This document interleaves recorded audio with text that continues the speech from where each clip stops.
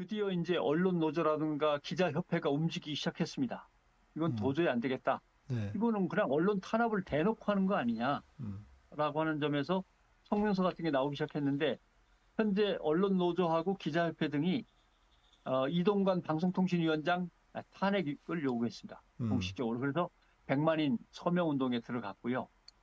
거기에서 보면 뭐라고 돼 있냐면 읽어보면 뭐 다 아실 수 있는 내용입니다.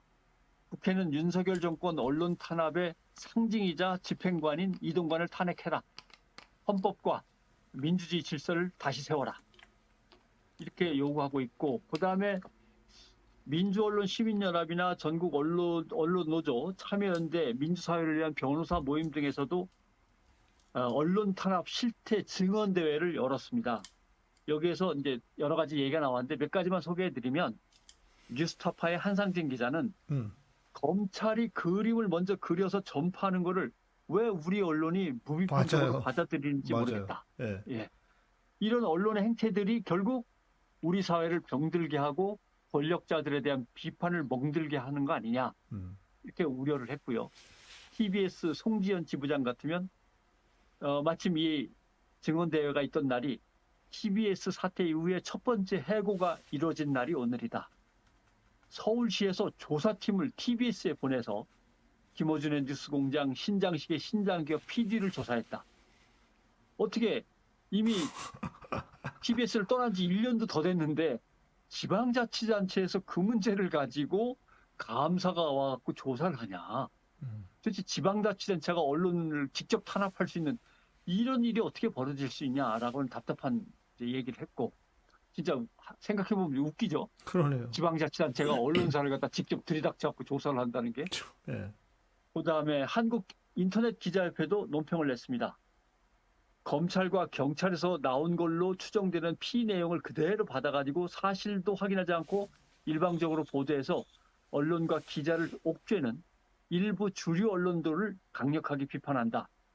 허위 보도라고 낙인을 찍었지만 허위 보도의 근거가 전혀 제시되어 있지 않다. 이게 이제 인터넷 기자협회 성명이고, 언론개혁 시민연대도 성명을 냈는데 의혹이 사실이 아니라 하더라도 의혹을 밝혀내기 위해서 몇 달이고 1년이고 간에 쭉 취재가 진행되고 있는데 그 중에 한 부분을 똑 떼가지고 사실로 확인되지 않았잖아. 라고 하면 처벌한다면 그게 이게 말이 되느냐? 네, 라고 하는 성명이 나왔고, 참여연대도 좀 의미 있는 성명을 냈습니다. 법원이 정말 언론에 대해서 너무 압수수색 영장을 쉽게 내주는 거 아니냐. 네, 어떻게 그럴 수 있냐. 검찰이 뭘 주장하면은 뭐 그럴 수 있겠는데 요까지만 생각을 하고 더 이상 생각을 안 한다. 그러다가 압수수색 영장을 막 내주다 보면은 결국 우리 사회 언론이 얼마나 위축되고 비판이 차단되는가를 생각해서 자기 검열이 강화되는 이런 부작용까지 염두에 두고서 압수수색 영장을 내줘야지. 그래 뭐 혹시 그렇게 의심할 수도 있겠는데 그러면 더 뒤져봐 하면서 압수수색 영장을 그렇게 쉽게 내주는 건 말이 안 된다. 이런 것들이 이제 논란이 아니, 됐던 거죠. 이번에 그 허재현 기자 같은 경우에는 검찰이 완전히 소설을 써가지고 구속영장을 청구했더라고요. 네. 자기는 모르는 사람이래요. 만나본 적도 없고. 이럴 수도 있지 않아. 이 둘은 이런 관계에 있을 수도 있으니까 예, 예, 뒤져봐야지 뭐 이런 거죠. 예. 예. 그러니까 뭐 아는 사람도 아니고 만난 적도 없고 연락처를 가지고 있는 것도 아니고 그런데 니들이 모의해가지고 이 기사를 냈잖아. 이렇게 해가지고 그걸 압수수색 영장을 청구를 했는데 법원이 그걸 내준 거예요. 네. 뭐 런 경우가 다 있냐고요. 아무리 그래도 그렇지. 우리가 무슨 뭐 저기 어디 그러니까 아프리카 국가도 아니고.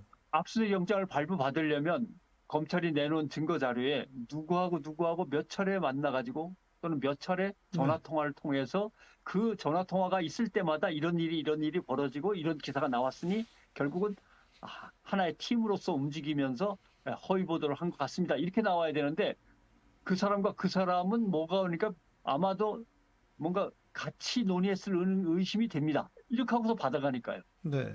증거도 없고 아무것도 네. 없는데 그러니까 와. 참여연대에서 이건 법원이 이렇게 생각 없이 압수수색 영장을 내서는 안 된다. 더군다나 언론인데 그 말이 나오는 거죠. 아이고 참 답답한 현실입니다. 네. 답답하죠. 근데 우리 이걸 진짜 언론이 안 다룹니다.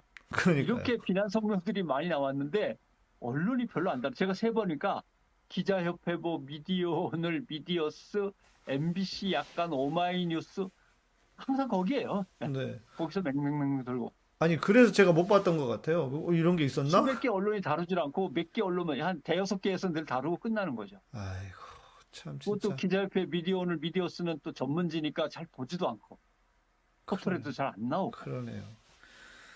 아이고, 참. 아이고 이렇게, 해외에서 막 들어오셔서 피곤하실 텐데 아닙니다. 복잡한 얘기만 이렇게 뭐, 풀리지도 않는 예, 얘기만 뭐, 하게 됐습니다. 한국인데요. 뭐, 어떻게 하겠습니까? 이제 한국인데.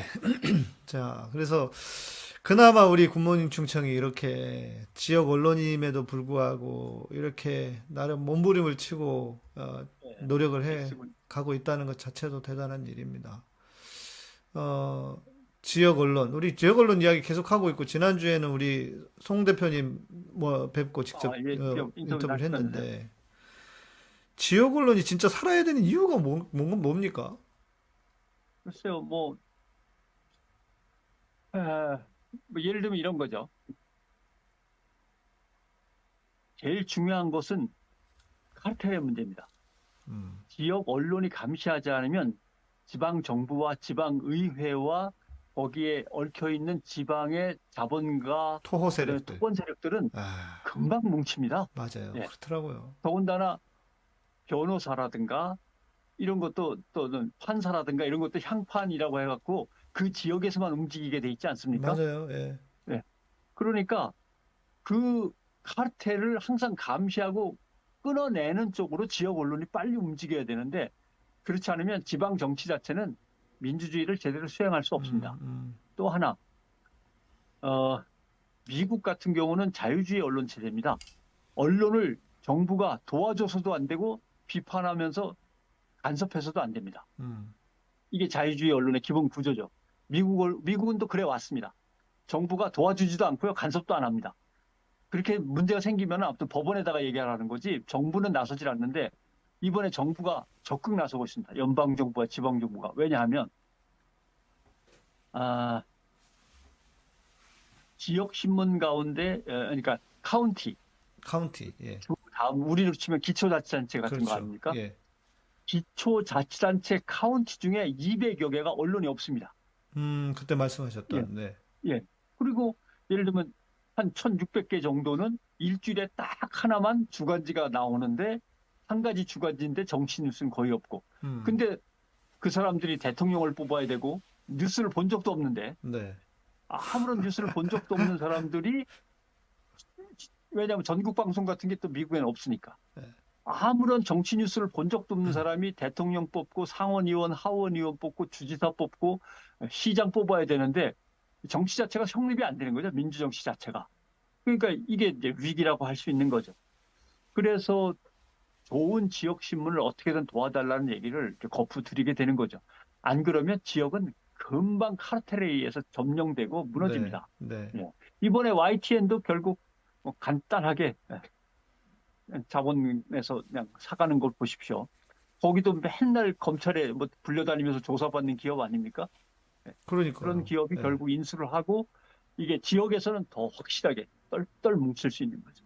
그런 카르텔을 깨고 그런 음. 카르텔을 깨라고 대통령이 얘기해야 되는데 엉뚱하게 반대편에다가 니들 카르텔이지 하면서 지금 막 칼을 겨누고 있는 거죠. 지가 카르텔인데 지금 어디다 대고 카르텔 얘기를 하고 있어요 지금. 아, 예. 그렇네요. 그러니까 그 우리나라에서 이게 제가 아는 어떤 분이 있는데 그 얘기를 하더라고요. 이 지방이나 이런 데는 돈이 새는 데가 엄청나게 많대요. 그러니까 조금만 그 이제 뭐 그 정치하는 사람들하고 연결이 되면 그냥 빼먹을 수 있는 돈이 너무 많다는 거예요. 우리 많죠. 예, 예, 감시도 별로 없고. 네. 그래서 말씀하신 것처럼 지역의 언론이 그런 역할을 좀 해야 되는데 이렇게 그다음에 이제 또 하나 곁들여서 말씀드리면 마지막으로 중앙정치 무대에 언론인 간부 출신들이 이제 휙 자리를 옮겨가지고 엄청나게 활약을 하고 있지 않습니까? 네, 그동안 중앙정치 무대에서 언론에 있다가 정당으로 자리를 옮긴 사람들을 감시하다 보니까 폴리널리스트라고 찍어서 지방에서는 감시를 제대로 못했어요.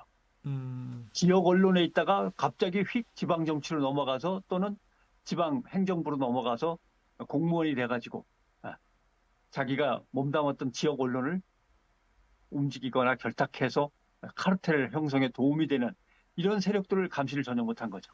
음, 그러니까 언론에 있다, 들어갔다 나왔다, 들어갔다 나왔다, 비리를 저질러서 쫓겨났다가 다시 또 지역 언론으로 또 돌아오고 이런 것들이 지역 언론을 가지고 있는 자본이나 건설 자본이나 지자체의 어떤 외면 속에서 얼마든지 벌어지고 있는 거죠. 근데 이 감시를 지역을 다녀보니까 너무 안 했더라고요. 네, 네. 지역은 완전히 또 초토화되고 있습니다, 언론이. 그러니까요. 네. 예.